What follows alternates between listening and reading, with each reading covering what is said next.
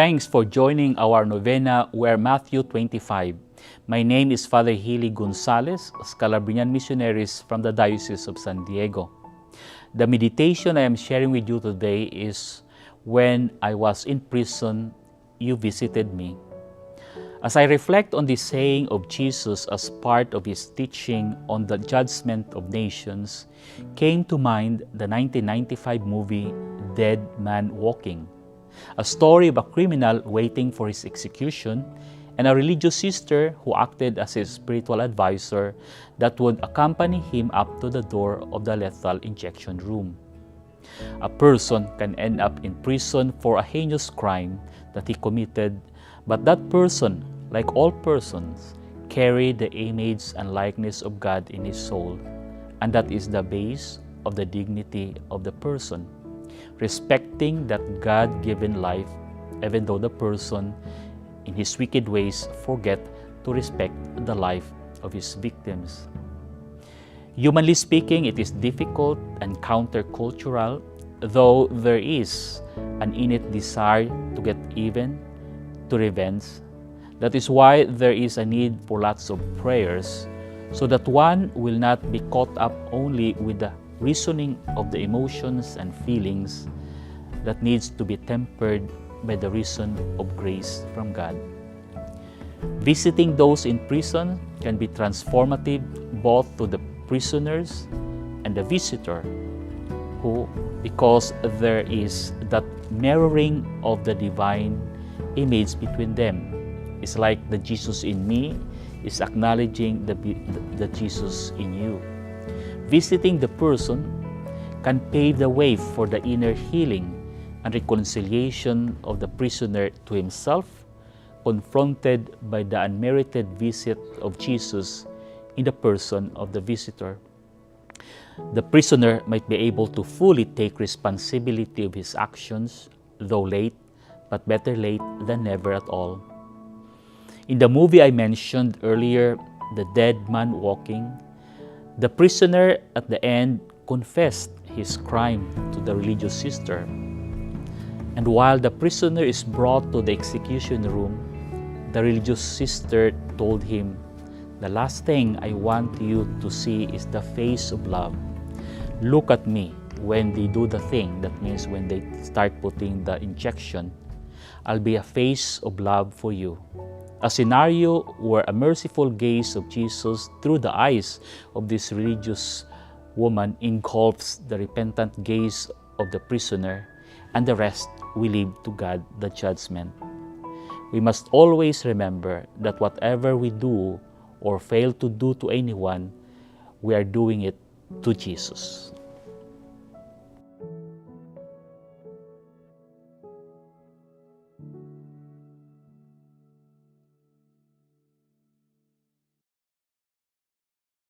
Hola hermanos y hermanas, gracias por unirse a nuestra novena. Somos Mateo 25.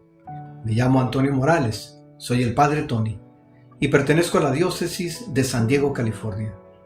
La meditación que comparto con ustedes hoy es: cuando yo estuve en la cárcel, tú me viniste a ver. Queridos hermanos y hermanas, hoy estamos reunidos para reflexionar sobre un aspecto esencial de nuestra fe, nuestro deber de llevar el amor y la misericordia de Dios a aquellos que se encuentran tras las rejas. La llamada a visitar a los presos resuena a través de las Escrituras como un recordatorio de que la dignidad humana no se pierde tras los muros de una prisión. Cada persona, sin importar sus errores, es portadora de la imagen de Dios. Reconocer esta dignidad nos impulsa a ver más allá de las faltas y a extender una mano de esperanza y reconciliación. En las prisiones encontramos a hermanos y hermanas que necesitan experimentar el amor redentor de Cristo. Las obras de misericordia, tanto corporales como espirituales, son el corazón del Evangelio. Visitar a los presos es una de estas obras, un acto de amor que refleja el corazón de Jesús. Al hacerlo, nos convertimos en instrumentos de su gracia, ofreciendo a los presos consuelo, esperanza y la posibilidad de un nuevo comienzo. Nuestra fe nos llama a trabajar por una justicia que restaure y reconcilie no solo que castigue. Debemos abogar por sistemas penitenciarios que promuevan la rehabilitación y la reinserción social, ofreciendo a los presos una oportunidad real de transformar sus vidas. El ministerio de las prisiones es un acto de justicia social, un esfuerzo por construir un mundo donde la misericordia triunfe sobre la venganza. Como defensores de la cultura de la vida, creemos en el poder transformador de la redención. Incluso en los lugares más oscuros, la luz de Cristo puede brillar, ofreciendo esperanza y renovación. El ministerio en las prisiones es un testimonio de esta esperanza, un recordatorio de que nadie está fuera del alcance del amor de Dios. Hermanos y hermanas, que esta reflexión nos inspire a actuar.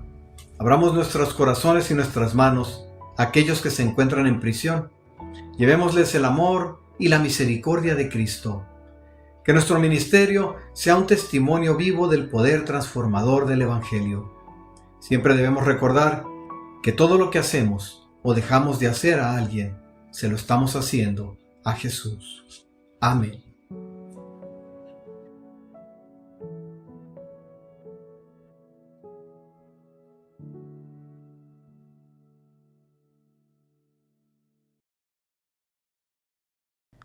Cảm ơn mọi người đã tham gia vào tuần Cửu Nhật. Chúng tôi là Matthew 25. Tôi là linh mục John Phan từ địa phận San Diego. Hôm nay tôi chỉ chia sẻ về câu Kinh Thánh của Matthew chương 25 câu 36. Khi ta ở tù, các ngươi đến viếng thăm. Đây là một lời nhắc nhở sâu sắc về lòng thương xót, tình yêu thương và trách nhiệm của chúng ta đối với những người bị lãng quên trong xã hội. Khi Chúa Giêsu nói những lời này, Ngài không chỉ đề cập đến việc thăm viếng một người đang bị giam giữ về thể xác, mà còn nói về một sự quan tâm trọn vẹn, tinh thần, cảm xúc và tâm hồn. Ngài đồng hóa chính mình với những người yếu đuối, cô lập và bị bỏ rơi, bao gồm cả tù nhân. Điều này dạy chúng ta rằng dù một người đã phạm sai lầm gì trong quá khứ, họ vẫn mang giá trị trước mặt Thiên Chúa và xứng đáng nhận được tình yêu thương và sự tha thứ. Thăm viếng tù nhân không chỉ là một hành động thể hiện lòng nhân từ, mà còn là một biểu hiện của tình yêu thương vô điều kiện. Đôi khi người ta bị giam giữ không chỉ bị tách biệt về thể xác, mà còn bị cảm thấy bị xa lánh, hối hận hoặc mất hy vọng. Một lời động viên, một sự hiện diện đầy yêu thương có thể đem lại cho họ ánh sáng giữa bóng tối của sự tuyệt vọng. Lời dạy này cũng mời gọi chúng ta suy gẫm về cách chúng ta đối xử với những người đã bị xã hội ruồng bỏ. Chúng ta sẵn sàng nhìn thấy hình ảnh của Chúa Kitô trong họ không? Chúng ta có vượt qua sự phán xét để bày tỏ lòng thương xót không? Chúa Giêsu dạy rằng khi chúng ta phục vụ những người bé nhỏ nhất, chúng ta đang phục vụ chính Ngài. Điều này thách thức chúng ta mở rộng lòng mình, không chỉ đối với những người dễ yêu thương, mà cả những người khó chấp nhận nhất. Hành động yêu thương không chỉ dừng lại ở việc đến thăm, mà còn là giúp đỡ người khác tìm thấy sự hy vọng, sự chuộc tội và một con đường mới trong cuộc sống. Là môn đệ của Chúa Kitô, chúng ta được mời gọi để trở thành những người mang ánh sáng đến những nơi tối tăm nhất, để sự thương xót của Thiên Chúa được bày tỏ qua chính hành động của chúng ta.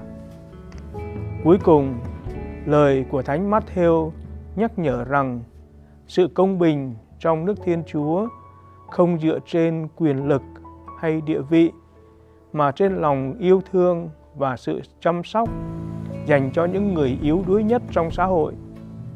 Hãy để câu Kinh Thánh này thấm sâu vào lòng chúng ta, biến nó thành hành động thực tế trong cuộc sống hàng ngày. Chúng ta luôn luôn nhớ rằng tất cả những gì chúng ta làm hoặc không làm là chúng ta đang làm cho chính Chúa Giêsu.